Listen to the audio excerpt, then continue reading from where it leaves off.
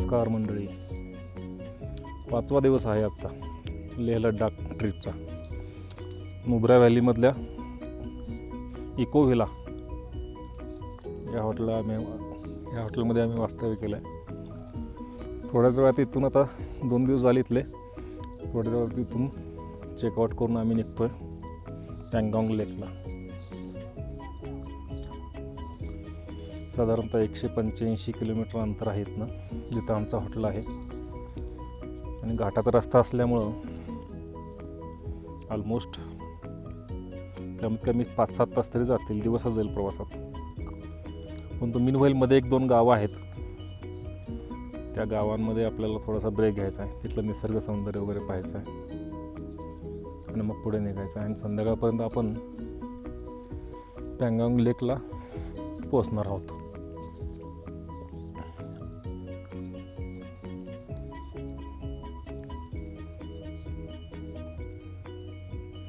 Nubra व्हॅलीमधलं temperature आता जरा बऱ्यापैकी सुसह्य वाटायला लागलं आहे. आल्यानंतर आलेल्या दिवशी खूपच थंडी होती, रात्री पण खूप थंडी होती. परंतु सूर्य पूर्ण, आकाश पण निरभ्र आहे आणि सूर्य असल्यामुळं उन्हाळ्याचे दिवस आता टेम्परेचर नॉर्मल झालं आहे. तरीसुद्धा अशा परिस्थितीमध्ये सुद्धा विदाऊट थर्मल इनरवेअर, जर्किन आणि कॅप याच्याशिवाय तुम्ही आणि शूज याच्याशिवाय तुम्ही बाहेर पडू शकत नाही. आता वाजलेत साधारणतः 8:45-9 वाजलेत.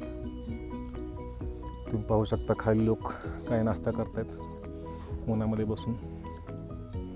ते सुद्धा पूर्ण थंडीचे कपडे घालून बसलेले आहेत. चलो,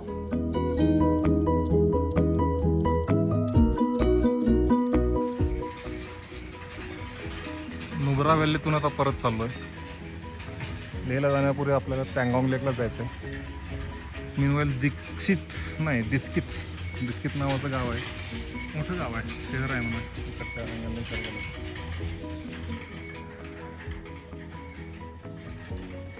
डोंगरावरचे घर. तर तिथं आलो आहे आम्ही. मैत्रेय बुद्धा म्हणून एक 100 फुटी बुद्धाचा पुतळा आहे, त्या पुतळ्याला भेट द्यायला आलो आम्ही. हे खाली मेडिटेशन हॉल वगैरे आहेत आणि हा पुतळा आहे.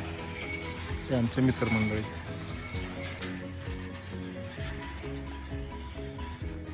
हे पूर्ण सपाट पात्र दिसतंय व्हॅली, नुब्रा व्हॅली म्हणतात त्याला. आणि जे थोडंफार पाणथळ जागा दिसेल, छोटंसं पात्र, अजून ते पात्र मोठं झालेलं नाही. ती नदी आहे, काल जी पाहिली आपण, ती शौक नदी, द रिव्हर ऑफ डेथ असंही म्हटलं जातं तिला. याचं कारण अत्यंत दऱ्याखोऱ्यातून ही नदी वाहते. नदीच्या बाजूने उंच असे दरे पर्वत असल्यामुळं बरेचसे ॲक्सिडेंट वगैरे झालेले दिसतात या परिसरामध्ये. लेह लडाखमध्ये असा समतल सपाट प्रदेश फार कमी दिसतो. एक लेहमध्ये आहे, तो इतका प्लेन नाही आहे, तो थोडासा उतारवालाच आहे. आणि दुसरा हा आहे नुब्रा व्हॅली.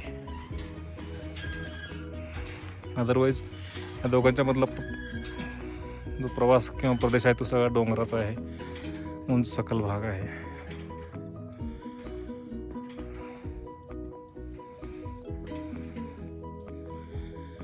याच रस्त्याने पुढे आम्ही काल गेलो होतो, टुरटुक गाव आणि पाकिस्तान बॉर्डर.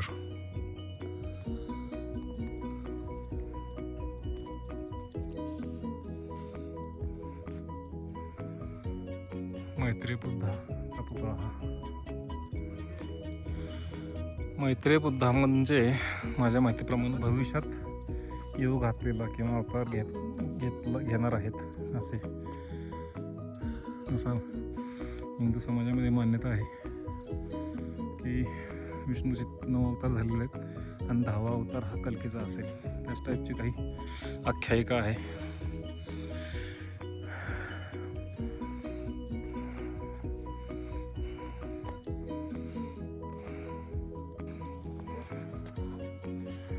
फार सुंदर आणि भव्य असा हा पुतळा बांधलेला आहे. लय भारी.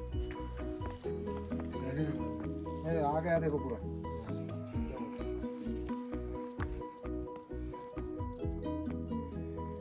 नेहमीप्रमाणे वलसे साहेब त्यांच्या फोटोग्राफीचा छंद.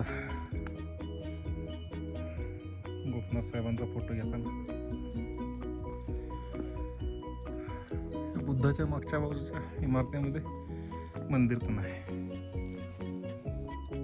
मंदिर बुद्धाच्या मूर्तीच्या आतमध्ये मंदिराची स्थापना आहे ती आपण पाहू.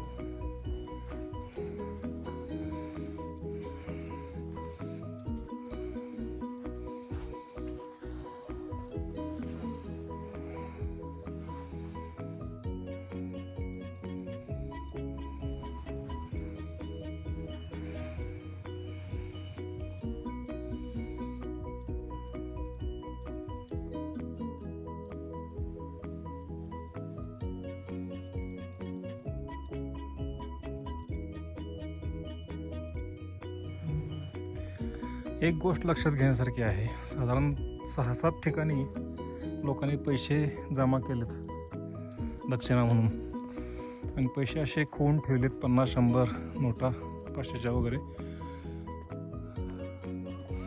म्हणजे एके ठिकाणी 2-5 हजार तरी असतील मिनिमम. असे 5-7 ठिकाणी आहेत पैसे, परंतु त्याच्यावर कुणीही लक्ष ठेवत नाही.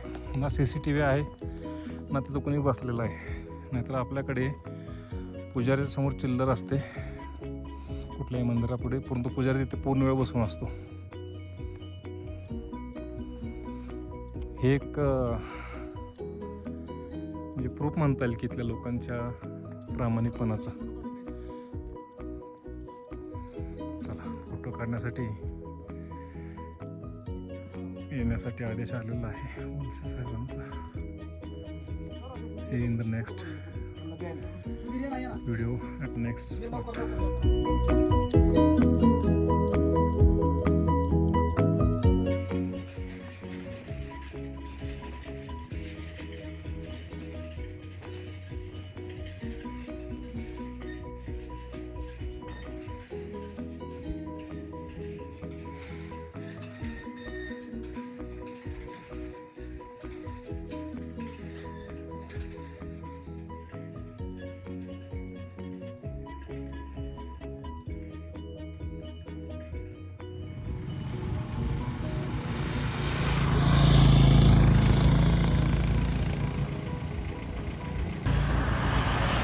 पँगॉंग लेकच्या दिशेने चाललोय. ऑन द वे आहे, मध्ये थांबलोय ब्रेकसाठी.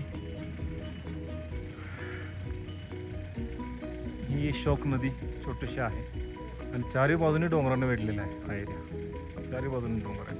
ऑलमोस्ट हा रस्ता आलाय कसा खिंडीतून बारकाने पाहिलं तरच कळतं. अदरवाईज असं वाटतं की चारी बाजून डोंगर आहेत. लँडलॉक्ड एरिया असल्यासारखं वाटतं. हे आमचे ड्रायव्हर्स आहेत.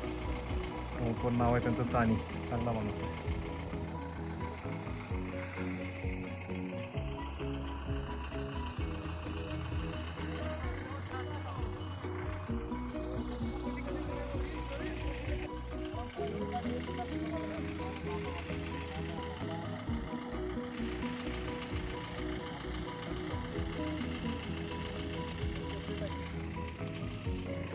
असे बांधकामासाठी वापरतात ग्रीट, तशी वाटते ह्या अक्षरशः. दिसते नेहमीप्रमाणे चारी बाजूला कोरडे दगड, डोंगर आणि मध्ये अत्यंत थंड शुद्ध निळशार पाणी वाहतं.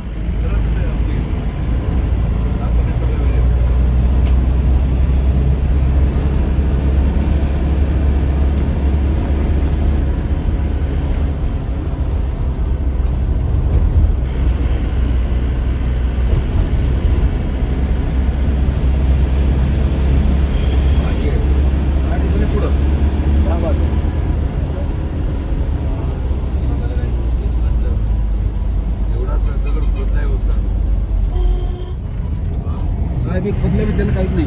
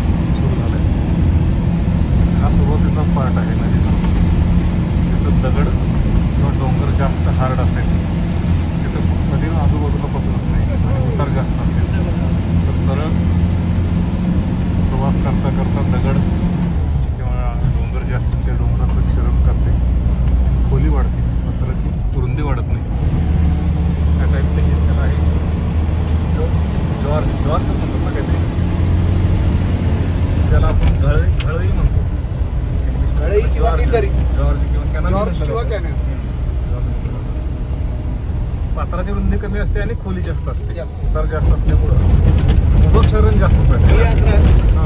उभं क्षरण जास्त जास्त होतंय आणि आडवं कमी. होतं. त्यामुळे त्याची पात्राची रुंदी कमी, खोली जास्त. खतरनाक आहे. चांगला आहे प्रवास असून. या नदीचा उगम होतो. इथून नदी सुरू होते पॅंगॉंग लेक. ते आपल्याला पोहोचायचं. हो. पॅंगॉंग लेक दिसते. पॅंगॉंग लेक.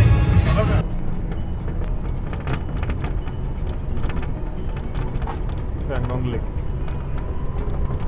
सुरुवात होईल आता. नहीं फ्लो हो रहा है, जमा नहीं है. साइड पे होगा, बाकी जिसमें जमा हुआ है. सगळा बांधला रे तो. शिवाजी महाराज इथं मराठा रेजिमेंट वगैरे काय असेल त्याचं.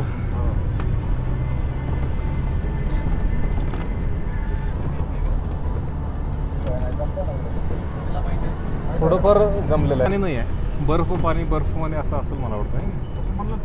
सेंटरला फ्रोझन आहे. तर मध्ये काय रस्ते दिसत ना, गाडी गेल्यासारखं काय ते दिसतं.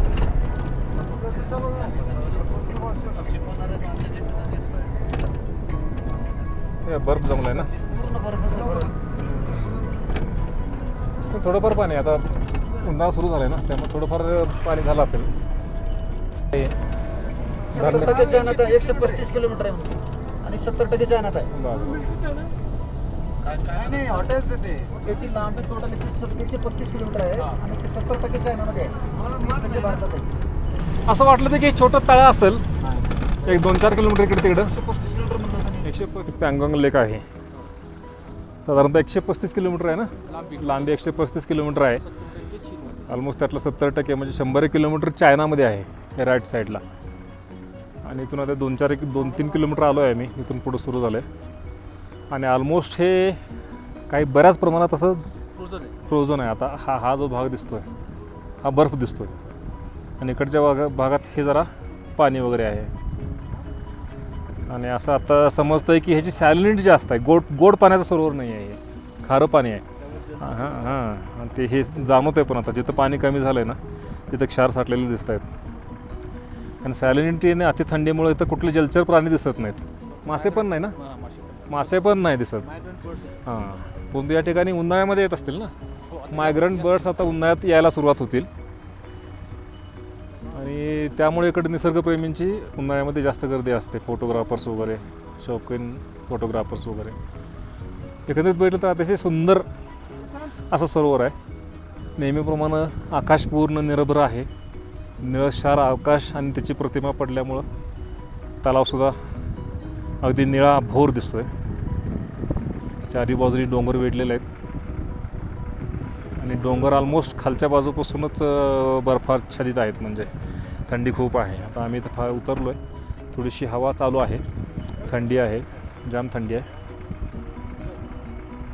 आणि हे सगळे डोंगर लँडलॉक्ड असं हे सरोवर आहे. आणि या सरोवरातून शोक नदी जी आहे, आपण मागच्या 2 दिवसापासून पाहतोय, नुब्रा व्हॅली वगैरे, शोक नदी द रिव्हर ऑफ डेथ म्हटलं जातं, तिचा उगम होतो आणि ती पुढे वाहत नुब्रा व्हॅलीतून पाक ऑक्युपाईड काश्मीरमध्ये निघून जाते. बहुधा ती पुढे सिंधू नदीला जॉईन होत असावी, सिंधू नदीची उपनदी म्हणून. असं हे एक अतिशय सुंदर विहंगम दृश्य आपण वरून पाहतोय. पक्षाला जसं दिसेल तसं विहंगम दृश्य म्हणतो आपण त्याला.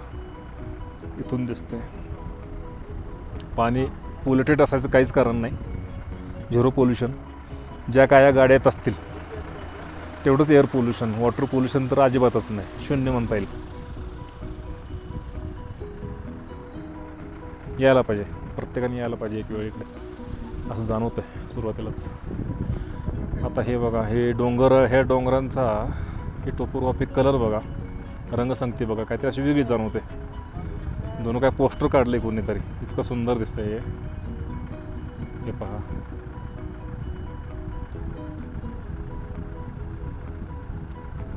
तिकडे दूर बर्फाच्छादित हिमशिखरे.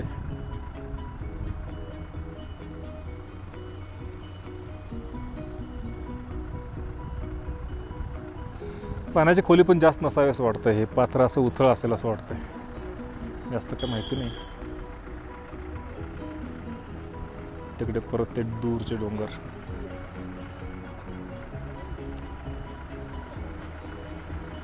इथून पुढे आपल्याला 15 किलोमीटर जायचं आहे, जिथं आपल्याला राहण्याची व्यवस्था आहे. ते हॉटेल आमचं तिथं आहे.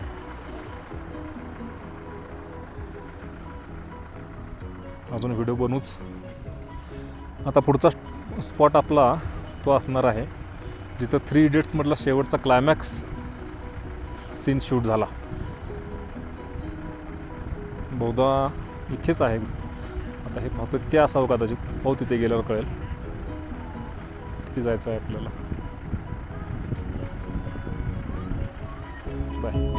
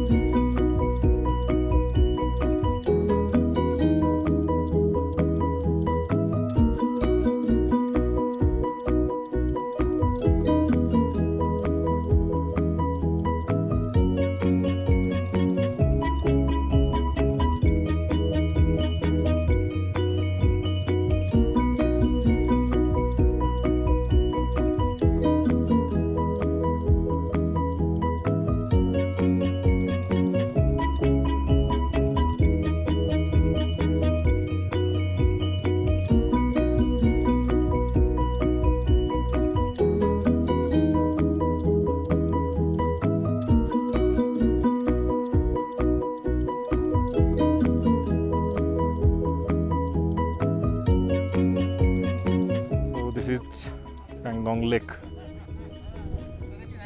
4350 मीटर हाईट आहे जी. Almost 4.25 kilometre from mean sea level. It is world largest highest and highest salt water lake. Salt water आहे हे. पाणी खारं आहे इथलं. आणि याचा कलर बदलतो म्हणे. Blue stand in stark contrast to the arid mountain. 160 किलोमीटरचा याची लांबी आहे. पसारा 160 किलोमीटरचा. त्यातला 1/3 भारतामध्ये आहे आणि 2/3 चायनामध्ये लिहिलं होतं इथं. पण तो कोणतरी खोडून डिबेट केलं आहे. आपल्यासारखं कोणतरी असेल बघतं. One of the most famous lake in Leh Ladakh. Okay. Lake is known to change colours. Change त्याचा कलर होतो ब्ल्यू, ग्रीन आणि रेड ॲट डिफरंट टाईम्स. वेळेला त्याचे कलर बदलतात असं त्यांनी सांगितलं. आपण पाहू काय बघायला मिळाला कलर चेंज तर अजून द्या 1-2 दिवसामध्ये. तर इथं चाललेलं आहे फोटो सेशन आपल्या मित्रमंडळींचं. I love Pangong. आपणही आपलं फोटो सेशन करून घेऊ त्यातच.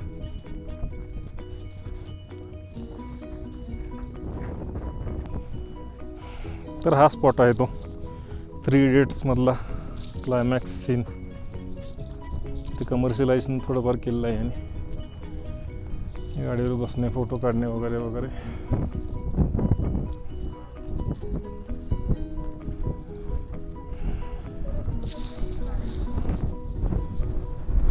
पाणी अजून क्लिअर दिसतंय. अतिशय क्लिअर. काचेसारखं, स्फटिकासारखं दिसतंय.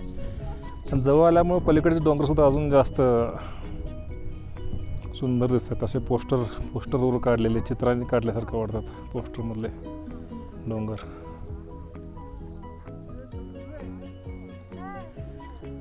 पाणीसुद्धा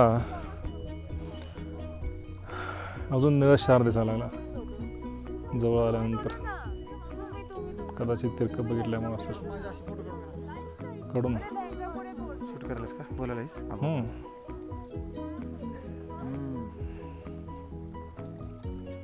कंप्लीट बर्फाचं आहे थंडगार असेल काय हां हां हे बघ ना समोरचं डोंगर बघ ना किती वेगळंच असं वेगळ्याच कुठल्या तरी विश्वात आल्यासारखं वाटतं हं?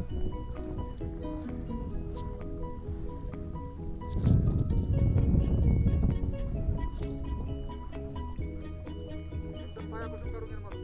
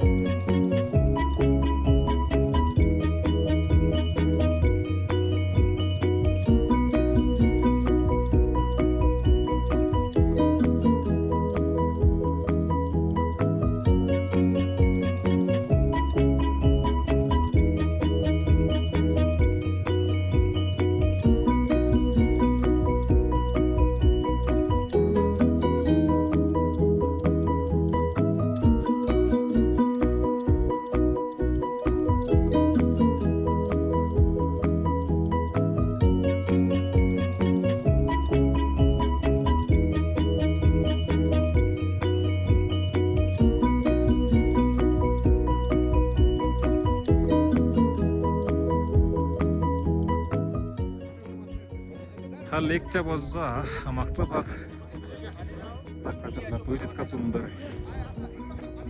अजून बरं आहे. बर्फाच्छादित.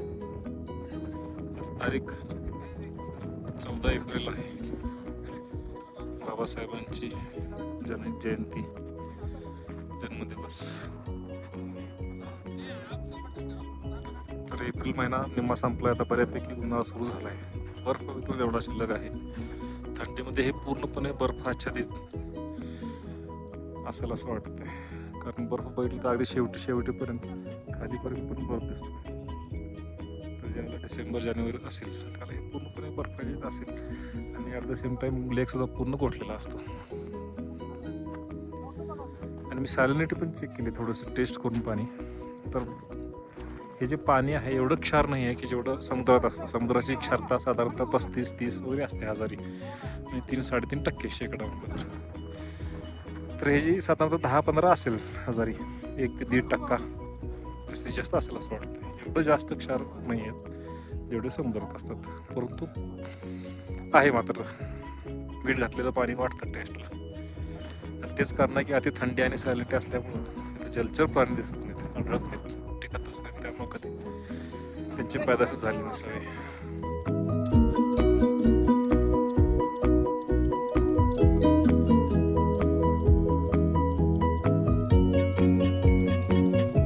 च्या पॉईंट नंतर एक 15-20 किलोमीटर आम्ही आलोय पुढे, जिथं आमचं राहायचं ठिकाण आहे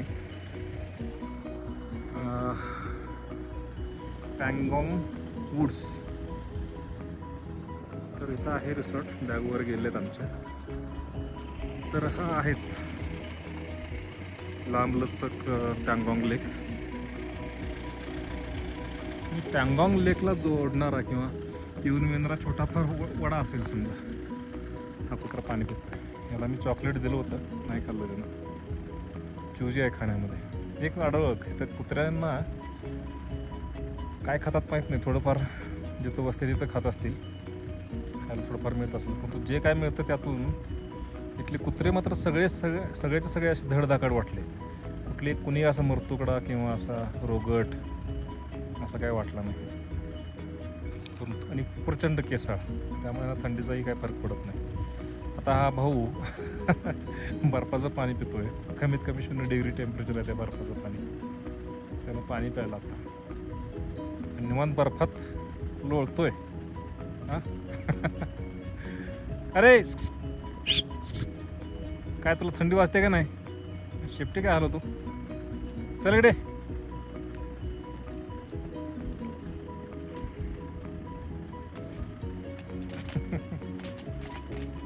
बर्फात लोळतोय.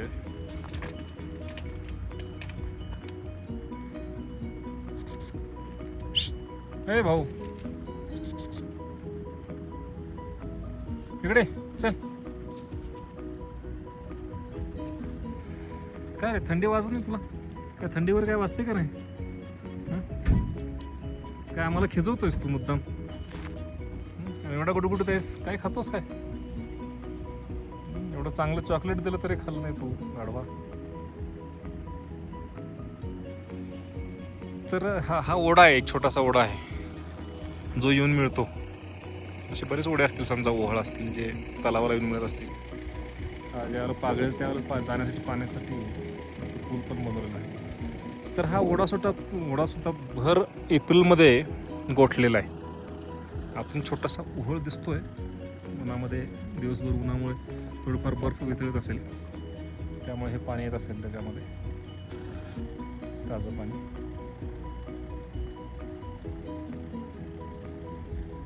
एकदम गोड पाणी, बर्फाचं ग्लेशियरचं पाणी येऊन याला मिळतंय या लेकला. पण तो लेकचा पसाराच एवढा मोठा आहे, 160 किलोमीटर लांब आहे. आम्हाला जरासं वाटलं नाही एवढा मोठा लेक असेल. 3 आम्ही बघितला होता लेक, त्यावेळेला असं वाटलं की 2-4 किलोमीटर लांब आणि 1-2 किलोमीटर रुंद वगैरे असा त्याचा, आपण जे गावाकडे पाहतो त्या प्रकारचा सरोवर असेल हे. फार मोठा पसारा याचा.